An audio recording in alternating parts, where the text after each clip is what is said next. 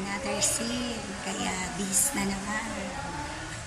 Dito kami sa ano ba to? Anong scout ito? Basta in front of ABS-CBN Tower to. Ang pangalan ng condo na to? Teka. Teka lang.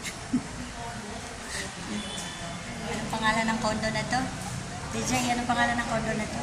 Bayo. Bayo condo pala. Yun. Kasi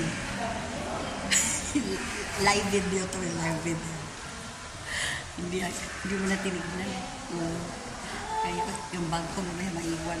Nandito ang aking Milyones Char. Kaya baka maiwan ka.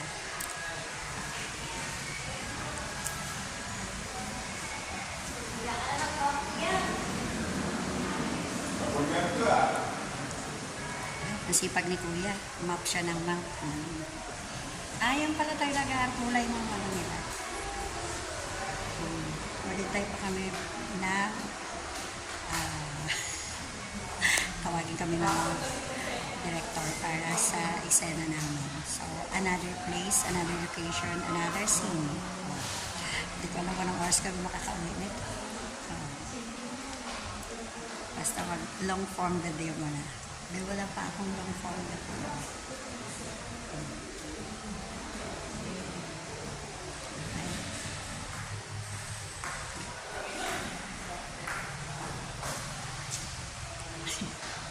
Yan siya po, selfie ng selfie. Kasi sa labas, hindi maganda yung view. Kaya, dito sa lobby maganda. Kasi eksena namin sa basement. Oo. Kaya, ang standby area namin nasa labas. Hindi maganda ang view doon. Ano nga naman sa loob ng tent, walang view. Kaya kailangan pumasok dito sa loob ng condo, sa lobby, para makapag-picture and makapag-video.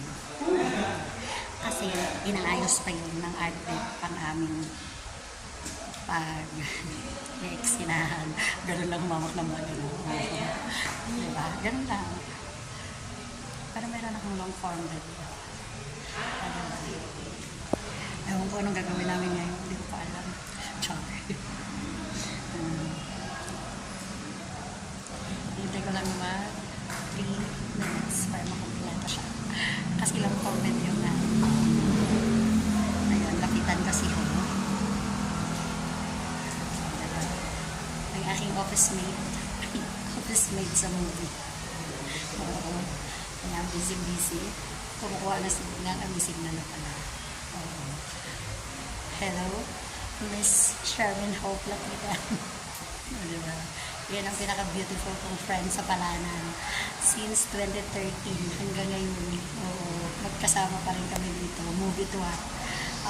Dati mag-best friend lang kami sa Palanan, Makati. Oo. Ngayon hanggang movie magkasama kami. Bye!